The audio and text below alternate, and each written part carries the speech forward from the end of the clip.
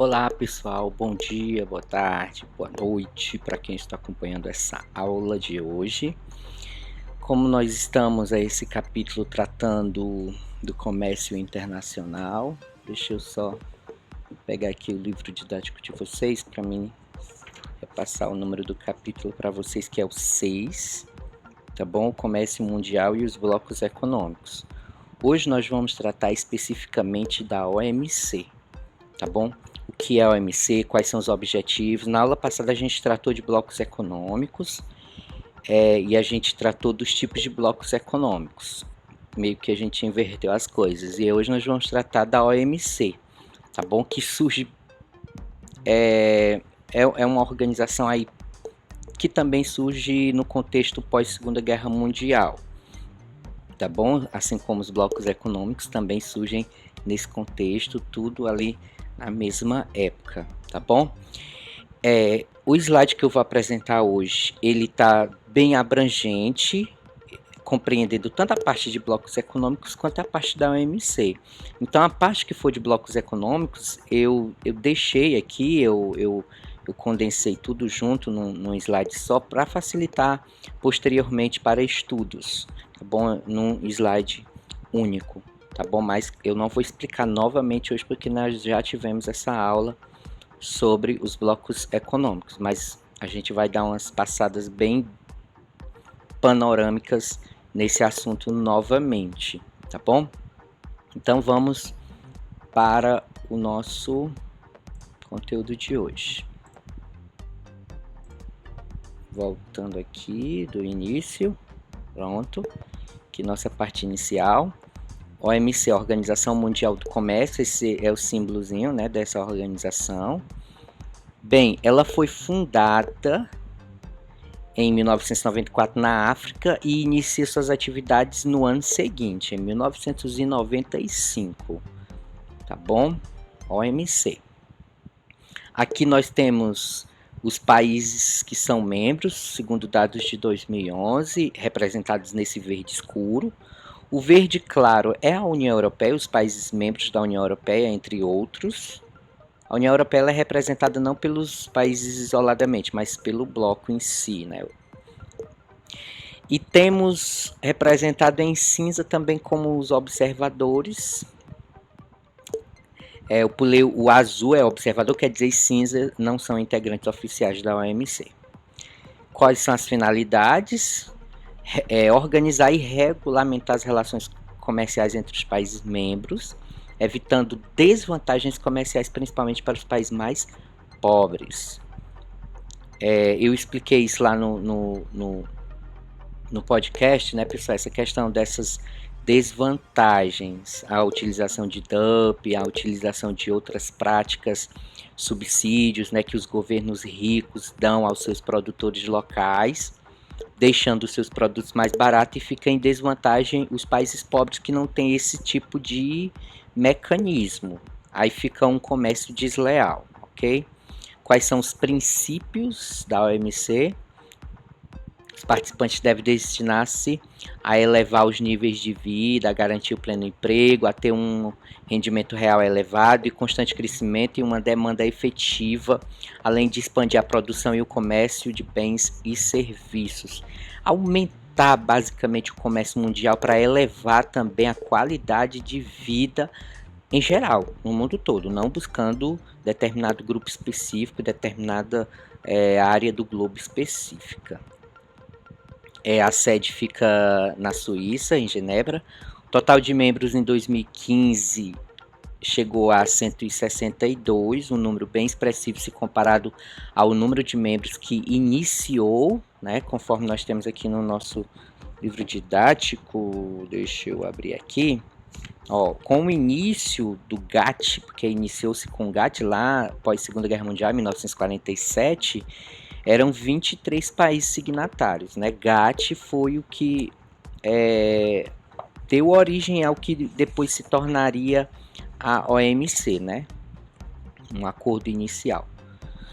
As regras do comércio internacional são realizadas simultaneamente de duas formas: relações multilaterais, ou seja, um país com outro país, e a regionalização ou blocos econômicos que a gente já estudou na aula passada. Então, nessas relações multilaterais, basicamente, é que a OMC entra em ação, porque as regras dos blocos a gente já falou, cada um vai definir a sua, se vai ser uma área de livre comércio, se vai ser uma região aduaneira, se vai ser um mercado comum, né? Os 4 tipos que a gente também apresentou na aula passada, isso é definido dentro dos blocos. Agora, as relações fora dos blocos, essa relação multilateral, tá bom? A OMC é que atua para os países que são membros, né, pessoal? Tem que ser membro, tá bom? Aí tem uma definição de que seria esse multilateralismo, aquelas realizadas neste país de forma independente, individual, ou seja, sem depender de um bloco econômico. E regionalização é a formação dos blocos econômicos para facilitar as relações comerciais entre os países. Eu estou falando bem por alto, pessoal, porque esses assuntos são da aula passada. Eu só estou trazendo alguns conceitos a mais, né? No caso, as relações multilaterais e regionalização, mas que a gente tratou na aula passada, tá bom? Qual é o histórico da OMC? Após a criação da ONU, em 1945, foi criada a Organização Internacional do Trabalho no ano seguinte. Aí no outro ano, em 1947, foi criado o GATT, que é esse Acordo Geral de Tarifas e Comércio. Porque se percebeu, pessoal, que cada país adotava suas tarifas, adotava suas regras de comércio próprio, e meio que isso gerava um entrave no comércio mundial, porque ficava complicado. Eu não sei se eu vou vender lá no Brasil, eu não sei se eu vou vender lá na China, eu não sei se eu vou vender. Por quê? Porque é um emaranhado de regras e tarifas que a gente fica até perdido. Então foi criado esse acordo até para facilitar. Porque se eu sei que o país que eu quero vender, ele faz parte do acordo, então eu sei mais ou menos quais são as regras, então vai facilitar. Esse foi um arranjo provisório que durou até 95, ano de 1995, quando aí surge a OMC. GATT era esse acordo provisório, em que cada país era uma parte contratada. A OMC agora já é uma organização acima desses países contratados, uma organização supranacional, em que cada país é membro. Então ela vai ter suas regras, sua organização, sua forma, né, de legislação, e o país ele precisa aceitar essa forma, vamos dizer assim. A OMC ela se preocupa com capital especulativo e a ação das transnacionais no mundo. Ela regulamenta também os crescentes investimentos financeiros nesse mundo globalizado. Ela atua em diversas outras áreas, pessoal, que não somente o comércio em si que a gente vem à mente, né? Eu comprando o livro, vendendo soja, não sei o que. Tem muitas outras áreas financeiras também, do qual a OMC atua também. Bem, a OMC ela é uma representação da globalização, né, pessoal? É o processo econômico e social que estabelece uma integração entre os países e as pessoas no mundo inteiro. Por meio desse processo, as pessoas, o governo e as empresas trocam ideias, realizam transações financeiras e comerciais e espalham aspectos culturais pelos 4 cantos do planeta. Veja que está ali associado a meio que os objetivos, os ideais da OMC também. E os princípios da OMC, não discriminação dos países membros, não deve haver uma nação mais favorecida que outra. A ideia também de reciprocidade, mercadorias importadas e nacionais devem ter condições igualitárias. Então, se eu importo um produto e eu tenho esse produto aqui dentro do meu país, então eles devam ter condições de comércio igualitárias. Eu não posso taxar o que vem de fora para ajudar o produto interno. Então, a ideia, claro que ainda existe esse tipo de prática no mundo, e a ideia da OMC é combater isso, tá bom? Pelo menos quando as importadas já estiverem dentro do país. Princípios da OMC: acesso ao mercado em igualdade de condição, acabei de dizer, redução dos obstáculos ao comércio internacional, concorrência leal, ou seja, ela combate a concorrência desleal. Ela não é uma instituição de livre comércio, mas é um sistema de normas consagradas, fundamentadas em uma concorrência livre, leal e sem distorções. Ela tem por base, gente, inclusive no podcast também eu citei, os princípios econômicos liberais, da livre concorrência, que está descrita aí, leal e sem distorções, tá bom? Divergências da OMC, gente. Aqui vai ser apresentado algumas divergências, eu não vou aprofundar em cada uma delas, vai ficar aqui como propostas de leitura dentro do nosso slide, para leituras posteriores, de cada um de vocês que se interessarem se aprofundar, tá bom? Mas a gente não vai se aprofundar aqui nessa aula, em cada uma dessas. Na aula vai ficar muito grande, aí a gente acaba prejudicando alguns coleguinhas que não tem tanto tempo para assistir aulas tão compridas. Divergências da OMC, ó, conflito norte-sul. O norte são os países ricos que geralmente querem proteger os seus produtos, mas eles querem subsidiar produtos agrícolas locais. Quando eu digo subsidiar, gente, é você dar empréstimos a fundo perdido, beneficiando o seu produtor local, enquanto que quando for entrar esse produto que vem dos países do sul, que são mais pobres ou subdesenvolvidos, o que acontece? Vai ocorrer ali uma concorrência desleal. Por quê? Porque o país rico está subsidiando o seu produtor local, então ele vai vender mais barato. Quando o outro lá, que o país é pobre, que o governo não tem condição de estar fazendo esse subsídio, essa ajuda e tal, é o produtor sozinho que se vira para comprar máquina, para fazer tudo, vem com seu produto, então não dá certo, né? Foi criado então o G20, um grupo de países do qual o Brasil faz parte, buscando gerar uma pressão maior nessas regras para o comércio mundial da agricultura, já que a OMC não estava sendo suficiente, né, gente? Foram criados outros grupos. Além do G20, nós temos também o BRICS.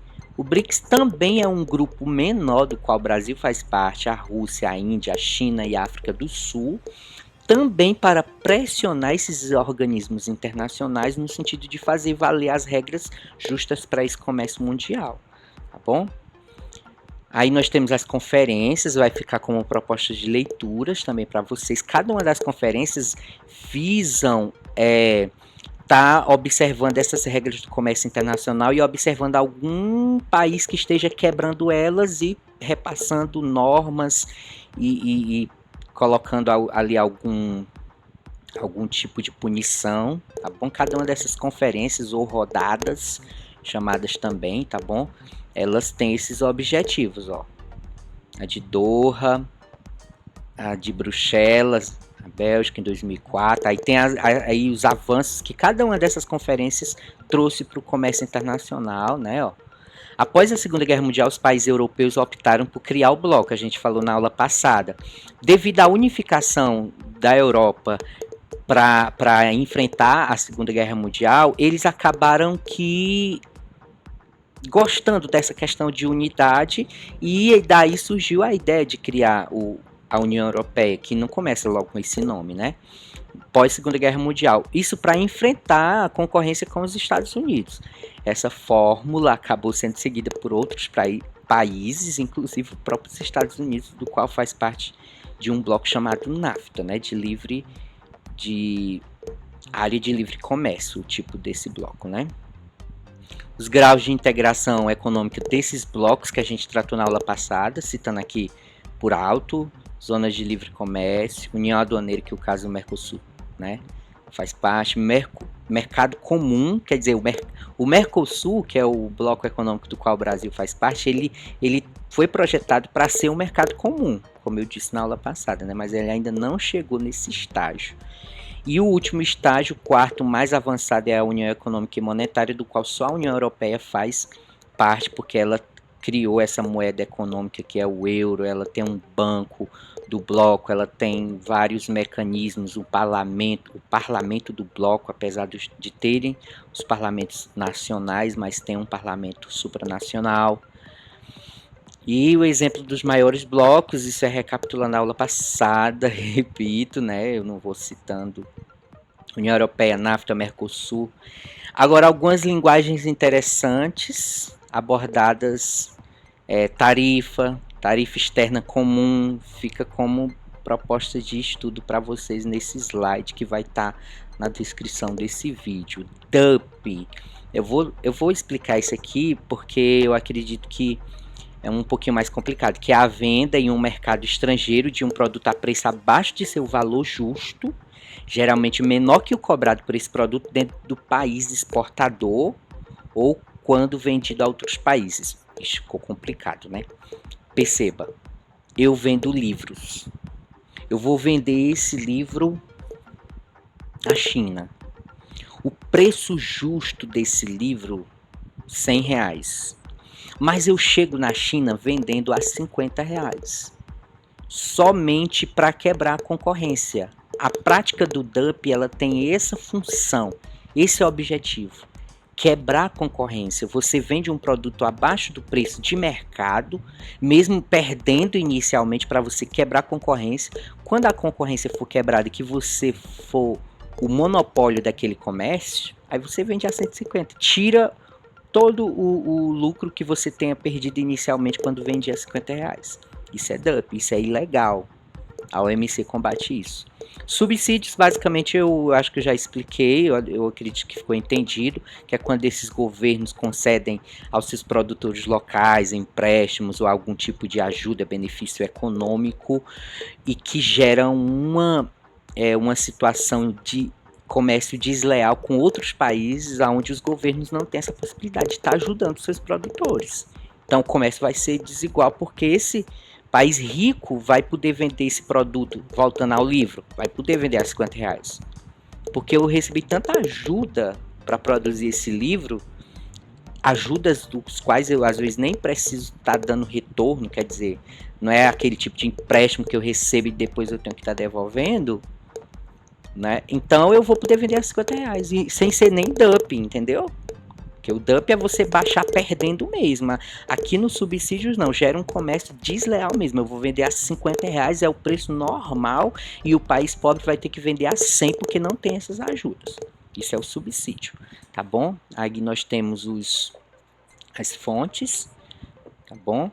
E nós finalizamos. E agora vamos à questão das atividades, né, pessoal?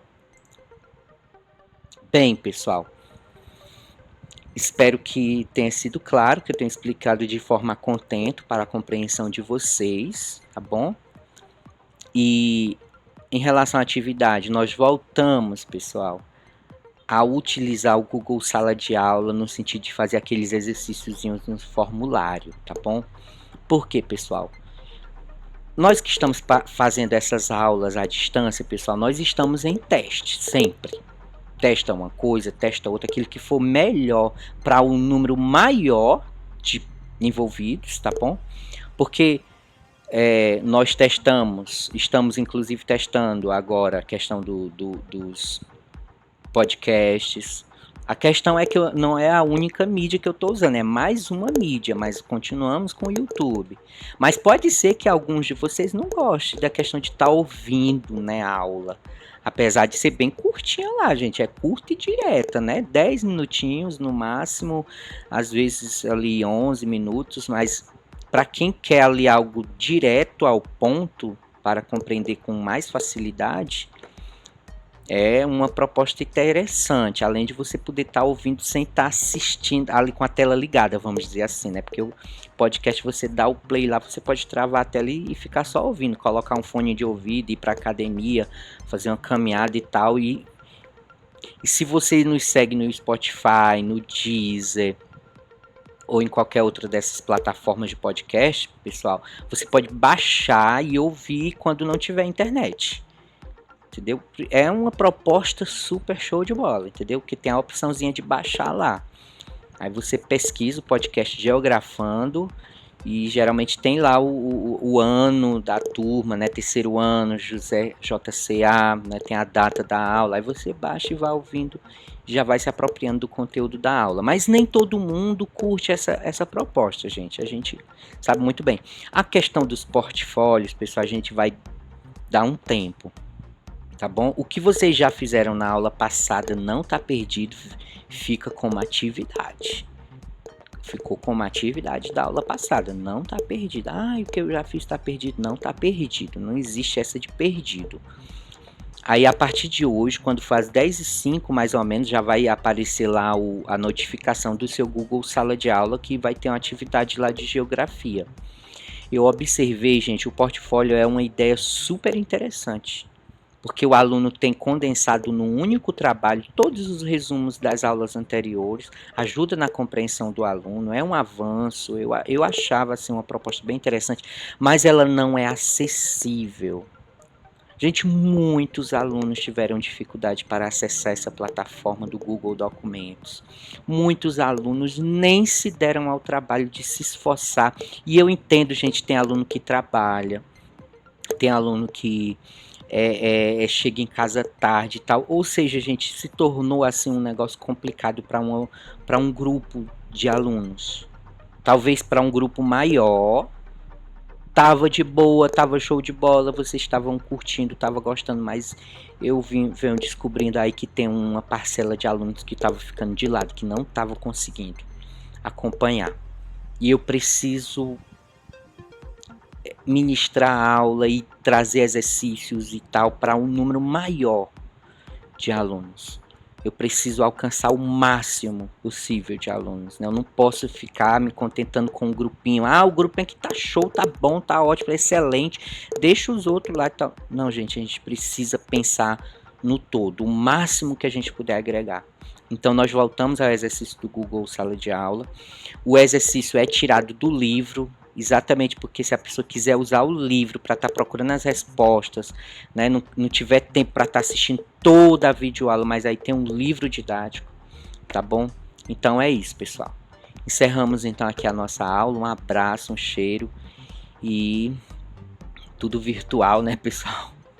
Que Deus abençoe todos vocês e até a próxima semana. Falou!